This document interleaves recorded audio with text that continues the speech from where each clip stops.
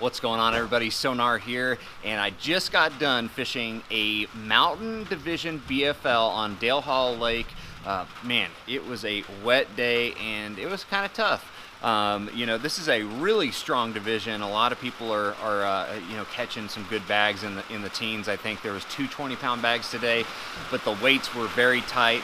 I ended up scrapping together a 13 9-pound bag. Which you know, was I'm not sure if it's going to make a check. Probably not. I'm probably going to get bumped out.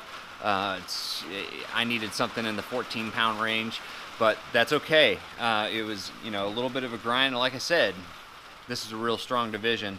But essentially, what I've been doing all day was dragging a MVP Secret Lures football jig on these channel swing points. So any points that kind of butted up right against a channel, and it had to have either, you know, shale or real big chunk rock. Chunk rock was better than shale, but if it had those bluff banks right there at the point of those pockets, that's what I was catching them on, is the football jig. And caught all my fish except for one on the MVP football jig.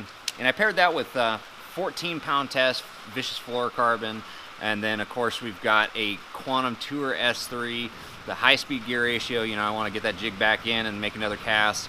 And then I put that on a 7.3 medium heavy Stunner HD Fitzgerald rod. That was my setup. I had several jigs rigged up the same exact way.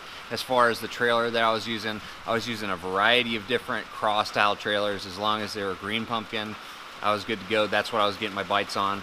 Didn't seem to matter that much. So moving on to the other bait that I threw a little bit today. Only caught one of the fish that I kept today on this bait, but it was the second biggest of the day, and that's just a regular old crankbait. You know, medium diving crankbait. This right here is a Rapala DT6. Great springtime bait, and of course red, classic springtime color.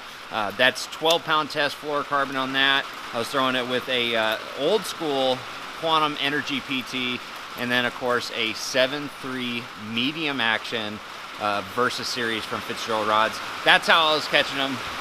Really, other than the equipment, the maps that I was using was absolutely essential.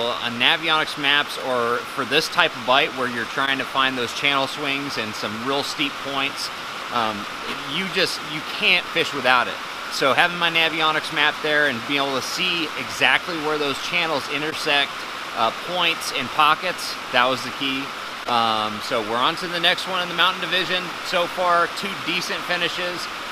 So I look forward to the next one on Cumberland. So thanks for watching. See you guys out there. Use these techniques, catch some more fish.